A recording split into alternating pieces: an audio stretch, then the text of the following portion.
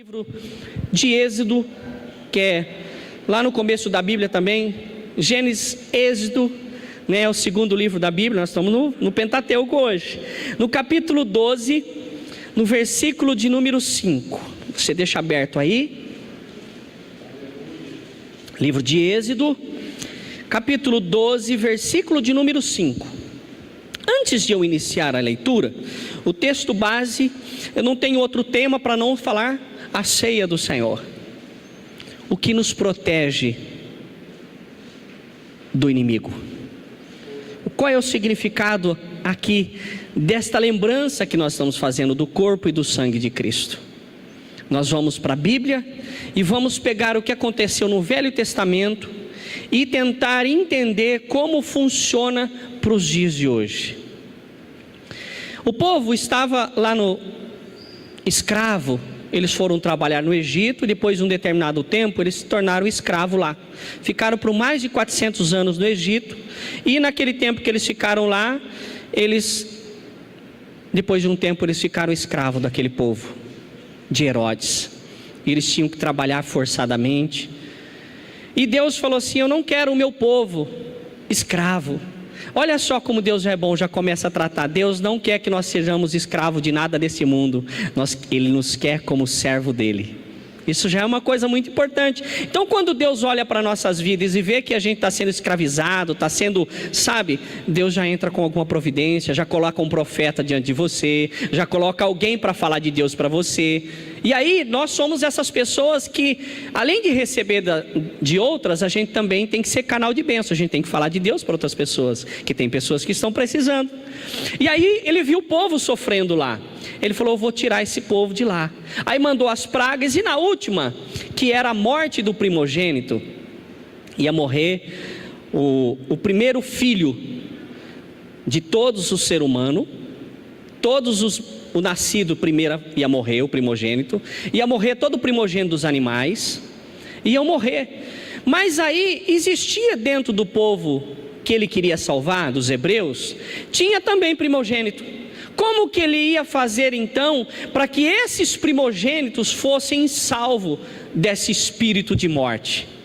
A morte é um espírito. A palavra de Deus nos ensina que a morte um dia vai ser condenada ao inferno. Olha só que interessante. A morte é um espírito, espírito de morte. Quem nunca às vezes orou e repreendeu o espírito de morte? A morte é um espírito. E esse espírito um dia vai ser colocado no inferno também. E esse espírito de morte, Deus ia dar uma liberdade, uma legalidade, para que ele passasse sobre o Egito e matasse todos os primogênitos. Mas esses que iriam morrer não poderia ser daqueles que Deus tinha escolhido para libertar. E aí Deus deu ali uma ordem a Moisés, falou: Moisés, você vai orientar o povo a fazer algo que vai os proteger do espírito da morte. E nesta noite nós vamos também nos proteger, nós vamos entender como eu devo agir para me proteger desse espírito da morte. E como orientar as outras pessoas a se livrar desse espírito da morte que tem legalidade nesta terra quando Deus permite. Porque tudo está debaixo da autoridade do Senhor. Até os espíritos que estavam naquele gadareno, para ele entrar nos porcos, eles teve que pedir autorização ao Senhor. Senhor, não é chegada a minha hora, permita que eu entre naqueles porcos. Há uma legalidade. Se Deus não permitir, não acontece nada. Aí Deus então no versículo 5 dá uma orientação para este povo, através de Moisés. Aí eles foram orientados a pegar animais. Qual que é animal? Não. A gente percebe através dessa palavra que para agradar a Deus não pode ser de qualquer jeito. Existe um padrão. E o padrão não é o Jessé. O padrão é o de Deus. Jessé, porque eu estou falando do futebol. Mas aqui é o padrão de Deus. Não adianta eu colocar: eu acho que para agradar a Deus, se eu fizer desse jeito vai estar bom. Não, eu tenho que ver se o meu jeito tem a aprovação da palavra de Deus. Porque senão eu vou estar lutando, vou estar me esforçando e fazendo força por um lado errado. Eu tenho que ver se a minha vida está na presença de Deus e se esse jeito que eu estou fazendo tem a aprovação dele, porque para ter a aprovação dele tem que estar no padrão dele, aí eu vou ter a ajuda dele. Versículo de número 5: o animal escolhido será macho, não poderia ser fêmea. Deus colocou um padrão. Se alguém pegasse um animal que fosse fêmea, estava fugindo desse padrão. O animal então teria que ser macho. E quanto tempo ele devia ter? 1 ano. Ah, poderia ter 6 meses? Não, Deus falou 1 ano. Com Deus é sim, sim, não, não. O que passar disso, ele diz que é do diabo. Percebe? A coisa é séria com Deus. E aí ele diz, e ele deveria ser sem defeito. Ele não poderia ter machucados. Ele não poderia ter um animal problema. Então Deus também não se agrada de problema. Se tem algum problema, a gente tem que correr em Jesus e pedir: Jesus, me ajuda. O Senhor é meu advogado, e Deus falou que ele não aceita a pessoa com problema lá. Então eu tenho que procurar resolver esse meu problema. Não é verdade? Então tem que ser sem defeito. E pode ser um cordeiro ou cabrito, desde que seja macho e de 1 ano e sem defeito. Versículo número 6. Guardem-nos até o 14º dia do mês. Eles tinham um propósito, ele tinha que escolher esse animal e fazer exatamente como está na receita aqui. Devia, guardar esse animal.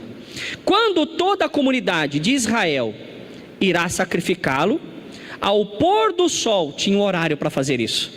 Não era de qualquer horário, de qualquer jeito, qualquer dia, não. Disciplina. Deus espera de mim e de você disciplina. Ele não espera a gente fazendo de qualquer jeito. Não é assim. Não é assim. E ele continua no versículo 7.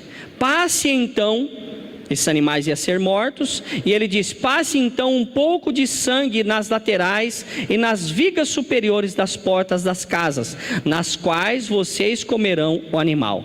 Eles iam matar esse animal, ia pegar o sangue deste animal e passar nos umbrais da porta, nos batentes, ia passar ali na porta.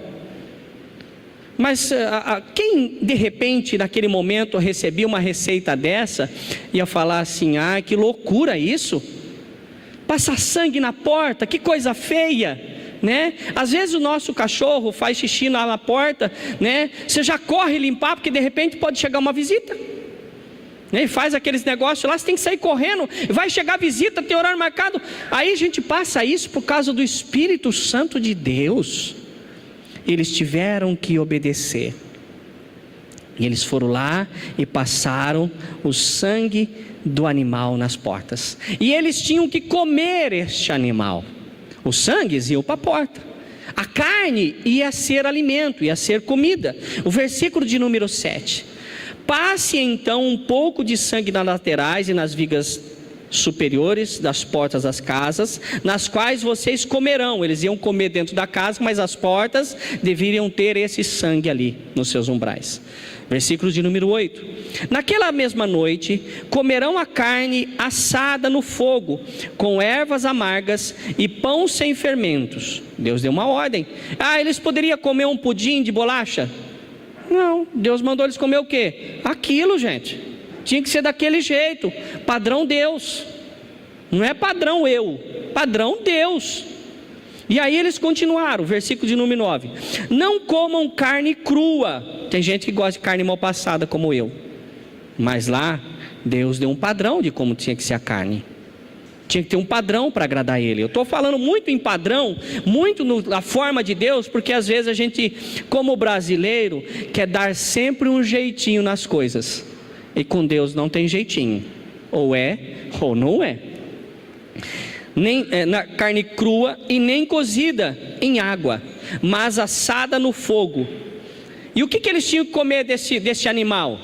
Ah, eu gosto de contrafilé, eu gosto de picanha, maminha, alcatra, né? Colchão mole, patinho, colchão duro, um costelão, uma costelinha minguinha. O que eles tinham que comer lá? Olha lá: coma no fogo, mas assada no fogo. O que eles tinham que comer? A cabeça, as pernas e as tripas. Tripa, pastor. Está escrito vísceras aqui. Eles tinham que comer tudo. Ah, eu não como. Você prefere correr o risco? Deus deu ali que eles tinham que comer isso e pronto, gente. Aqui a gente aprende que para agradar a Deus, às vezes a gente tem que fazer aquilo que não gosta. A gente tem que fazer aquilo que não quer. Não por causa de nós, mas por causa da exigência dele, por causa do padrão dele. Não adianta eu vir na igreja, irmão, quantas pessoas não ficam pulando de igreja em igreja, escolhendo alguém que pregue aquilo que ela quer ouvir? Quantas pessoas não ficam pulando de galho em galho? Um dia meu galho quebra, gente. Fica para lá e para cá. Macaco que pula, vai tomar chumbo. Escolhe aquele que prega a palavra de Deus, que quando você está sentado, você consegue acompanhar se está escrito na sua Bíblia. Porque você sabe que a pessoa não vai estar pregando dela, vai estar pregando do Senhor. Ai, eu não gostei, o pastor foi muito duro. Ah, você quer moleza, meu irmão? Vai comer sopa de minhoca. Vai empurrar bêbado da descida. Vai ser fácil. Irmão, mas Deus tem um padrão dele, que eu tenho que agradar Ele. Eu tenho o meu jeito de adorar a Deus. Eu adoro de um jeito, mas não, é o padrão de Deus. Porque às vezes as pessoas exigem uma qualidade, uma força de nós que a gente não tem. Mas Deus sabe se nós estamos fazendo de coração, com vontade ou não. Deus sabe disso. Então às vezes você está vendo que uma pessoa, sabe, abraça tudo. Eu não gosto que as pessoas sejam abraço gordo, pega tudo só para ela, faz tudo sozinho. Aqui na igreja eu não sou assim, eu divido com todo mundo, divido a responsabilidade, evidentemente da direção que Deus tem me dado, mas eu compartilho. O próprio Jesus veio aqui e escolheu 12 pessoas, e que pessoa eles escolheram, né? Um que negou, outro que traiu, mas ele escolheu, deu chance para todo mundo. As pessoas que não aceitaram, escolheram de uma forma diferente. Então não procure, sabe, lugares que te agradam. Procure um lugar que você pode agradar a Deus.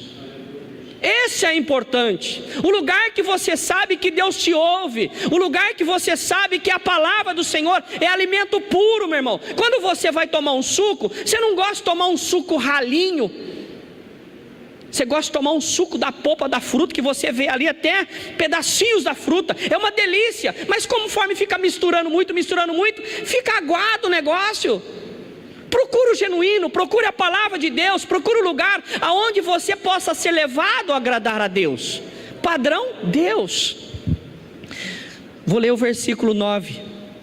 Não comas a carne cru, nem cozida em água, mas assada no fogo, cabeça, pernas e as tripas, vísceras. Não deixe sobrar nada até pela manhã. Eles tinham que comer tudo. Se sobrou uma tripinha lá, tinha que ir. Tinha que comer tudo. Tinha que comer tudo. E aí, não sei se a gente vai chegar nesse texto, mas se o animal fosse muito grande e não dava para uma família só comer tudo sozinho, ele pediu para que se juntasse com uma outra que fosse, desse uma condição de que fosse o animal comido tudo naquela noite. Não podia sobrar nada. Não podia ter brecha. Não podia ter pontinha. Não podia... Irmãos, sabe? Nós vemos para a igreja cheio de problema. A igreja é hospital espiritual. Aqui nós somos tratados espiritualmente. É por isso que se eu der um remédio que não é aquele JC, Jesus Cristo, a gente tem que tomar o remédio JC, Jesus Cristo, porque é esse remédio que vai nos curar. Tem outros remédios que dá até uma sensação boa, mas depois a dor volta, o problema volta, a situação volta, não tem tratamento. Mas o JC, esse remédio, essa vitamina, levanta qualquer caído. Mateus 11:28 diz que é para a gente ir a Ele, ir a Jesus. Eu quero que Jesus vá na minha casa.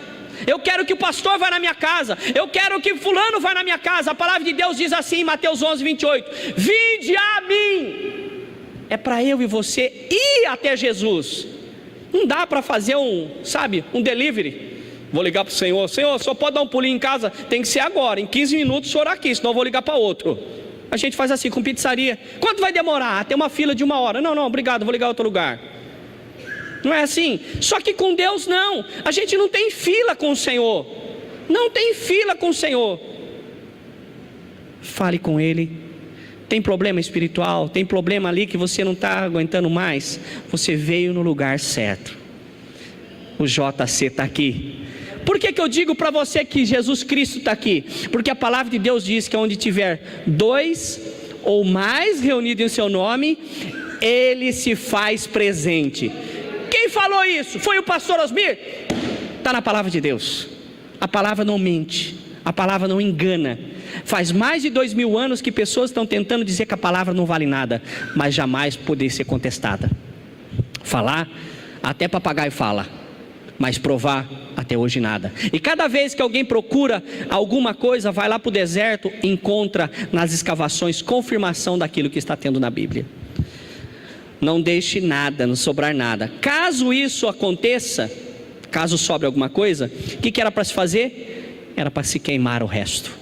Não podia sobrar nada. Mesmo se juntasse com outra família lá e fosse muito ainda, não era para sobrar nada. Eles iam queimar antes do amanhecer. Aí eu pergunto para você, o que isso tem a ver com a nossa ceia?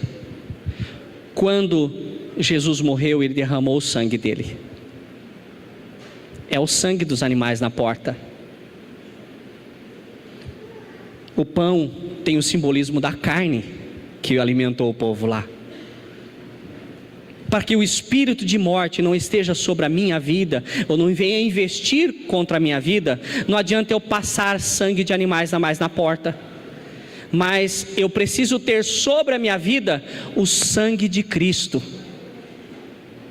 É o sangue de Cristo que eu tenho que ter sobre a minha vida. Então a proteção espiritual que eu tenho hoje não é aquela que eu passo na porta.